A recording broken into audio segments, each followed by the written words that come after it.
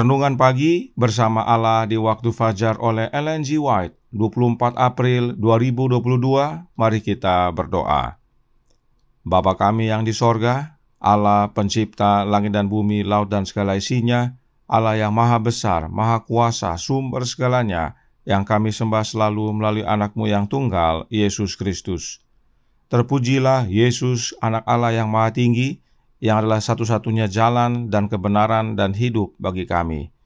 Pada pagi hari ini kami bersyukur boleh bangun dan berbakti, dan sebagaimana membaca dan mendengarkan nasihat firman-Mu, kiranya ini menjadi pembaharuan bagi masing-masing kami, agar kami memperhatikan perkataan Yesus. Beserta kami sepanjang perbaktian ini, kehendak-Mu yang jadi. Ampun kami akan dosa dan salah, karena kami berdoa hanya dalam nama anak Allah yang tunggal, Yesus Kristus, yang adalah Tuhan dan Juru Selamat kami. Amin. Renungan hari ini, 24 April 2022, berjudul Perhatikan Perkataanku. Ayat inti terdapat dalam Amsal 7 ayat 24 dan 25. Oleh sebab itu, hai anak-anak, dengarkanlah aku, perhatikanlah perkataan mulutku. Janganlah hatimu membelok ke jalan-jalan perempuan itu, dan janganlah menyesatkan dirimu di jalan-jalannya. Kegembiraan Juru Selamat ialah mengangkat dan menebus manusia yang sudah jatuh ke dalam dosa. Karena inilah Dia tidak memedulikan nyawanya, melainkan memikul salib tanpa mengindahkan malu. Demikian pula para malaikat turut bekerja demi kebahagiaan orang-orang lain. Inilah kegembiraan mereka. Apa yang dianggap orang yang hanya mementingkan dirinya saja sebagai pekerjaan yang hina, melayani orang-orang yang hina dina, adalah pekerjaan para malaikat yang tidak berdosa itu. Roh kasih pengorbanan diri Kristus sendiri adalah roh yang mengisi sorga dan menjadi inti kebahagiaan. Inilah roh yang akan dimiliki pengikut-pengikut Kristus. Inilah pekerjaan yang akan mereka kerjakan. Apabila kasih Kristus tersimpan di dalam hati, bagai aroma yang harum, maka itu tidak akan dapat tersembunyikan. Pengaruh yang suci akan dapat dirasakan semua orang yang bergaul dengan kita. Roh Kristus yang ada di dalam hati bagaikan sebuah mata air di padang belantara yang mengalir untuk menyegarkan segalanya dan membuat orang-orang yang hampir mati jadi rindu meminum air kehidupan itu. Dikutip dari Kebahagiaan Sejati halaman 86 dan 87.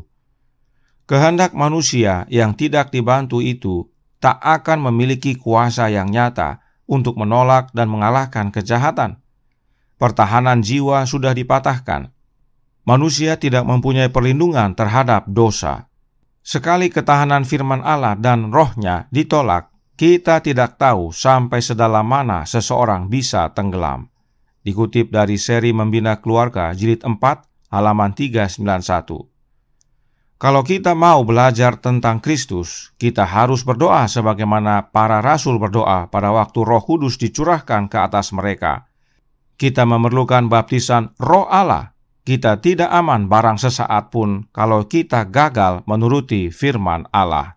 Diambil dari Dasar-dasar Pendidikan halaman 575. Terima kasih. Selamat pagi saudaraku dalam Tuhan. Renungan hari ini berkata dalam Bersama Allah di Waktu Fajar halaman 132 paragraf 1 berbunyi, Roh kasih pengorbanan diri Kristus sendiri adalah roh yang mengisi sorga dan menjadi inti kebahagiaan. Inilah roh yang akan dimiliki pengikut-pengikut Kristus. Inilah pekerjaan yang akan mereka kerjakan. Sebutan lain dari pengikut Kristus adalah Kristen.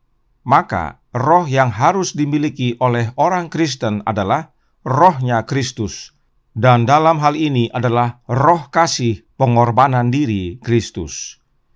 Itu sebabnya Roh Nubuat berkata dalam In Heavenly Places halaman 180 paragraf 3. Tidak ada orang yang bisa menjadi Kristen tanpa memiliki roh Kristus. Dan jika dia memiliki roh Kristus, itu akan dinyatakan dalam watak yang halus dan sopan. Jelas bahwa untuk dapat menjadi pengikut Kristus atau yang disebut Kristen, kita harus memiliki Roh Kristus. Lalu, apakah hubungannya Roh Kristus dengan memperhatikan perkataanku sebagaimana judul renungan hari ini? Perkataan siapa yang harus diperhatikan? Mari kita lihat pernyataan berikut ini tentang hikmat. Hikmat berkata dalam Amsal 8 ayat 32 sampai 34. Oleh sebab itu, hai anak-anak, dengarkanlah aku, karena berbahagialah mereka yang memelihara jalan-jalanku. Dengarkanlah didikan, maka kamu menjadi bijak. Janganlah mengabaikannya. Berbahagialah orang yang mendengarkan daku, yang setiap hari menunggu pada pintuku, yang menjaga tiang pintu gerbangku. Hikmat berkata, dengarkanlah aku. Artinya, perhatikan apa yang hikmat katakan. Itulah yang ayat inti renungan hari ini sampaikan, yang berkata, dengarkanlah aku, perhatikanlah perkataan mulutku. Mengapa penting sekali untuk mendengarkan perkataan hikmat? Karena yang mendengarkan perkataan hikmat adalah orang-orang yang berbahagia. Mengapa berbahagia? Amsal 8 ayat 35 menyatakan, karena siapa mendapatkan aku, mendapatkan hidup, dan Tuhan berkenan akan dia. Inilah jawabannya mengapa mendengarkan perkataan hikmat membawa kebahagiaan. Sebab dengan mendengarkan perkataan hikmat, kita memperoleh hikmat, dan barang siapa memperoleh hikmat, dia mendapatkan hidup, dan Tuhan yang adalah Jehovah, yaitu Allah Bapa, berkenan kepada dia. Karenanya jelas bahwa hikmat itu adalah Yesus Kristus. Sebab Yohanes yang kekasih berkata, barang siapa memiliki anak, ia memiliki hidup. Barang siapa tidak memiliki anak, ia tidak memiliki hidup. 1 Yohanes 5 ayat 12. Hal ini tentunya serupa dengan Amsal 8 ayat 35. Siapa yang mendapatkan hikmat, mendapatkan hidup. Inilah pentingnya memperhatikan perkataan Yesus yang adalah hikmat. Dengarkan dia, dengarkan perkataan-perkataannya, sebab firman-Nya itulah kehidupan. Bagaimana maksudnya? Kita baca Pulang ke Rumah halaman 21 paragraf 3. Dikatakan di sana, mereka akan mendapati bahwa Kristus adalah juru selamat pribadi. Bila mereka makan dari firman-Nya, mereka mendapati bahwa firman itu roh dan hidup adanya. Dengan jelas Roh Nubuat menyatakan bahwa firman Kristus adalah roh dan hidup. Inilah hubungannya antara Roh Kristus dan memperhatikan perkataannya Yesus. Inilah maknanya bahwa perkataan hikmat itu adalah kehidupan. Sebab firman Yesus adalah roh dan hidup, sebagaimana Yohanes yang kekasih catat dalam Yohanes 6 ayat 63, berbunyi, rohlah yang memberi hidup, daging sama sekali tidak berguna. Perkataan-perkataan yang kukatakan kepadamu adalah roh dan hidup. Jelas bahwa firman Yesus atau perkataan-perkataan Yesus adalah roh dan hidup. Oleh karenanya, roh itu sama dengan hidup, sebab sumbernya satu, yaitu Yesus. Itu sebabnya Paulus berkata dalam 1 Korintus 15 ayat 45, yang berbunyi, seperti ada tertulis, manusia pertama, Adam, menjadi makhluk yang hidup, tetapi Adam yang akhir menjadi roh yang menghidupkan. Siapakah Adam yang akhir? Yesus Kristus. Bisa baca dalam 1 Korintus 15 ayat 47. Jadi, Yesus Kristus menjadi roh yang menghidupkan. Karenanya, renungan hari ini nasihatkan untuk perhatikan perkataan hikmat yang adalah perkataan Yesus Kristus, sebab perkataan Yesus adalah roh dan hidup. Itu sebabnya bila mana kita mau menjadi pengikut Yesus, kita harus memiliki roh Kristus. Dan bila mana kita mau hidup, kita harus memiliki rohnya juga. Sebab roh Kristus adalah roh yang menghidupkan.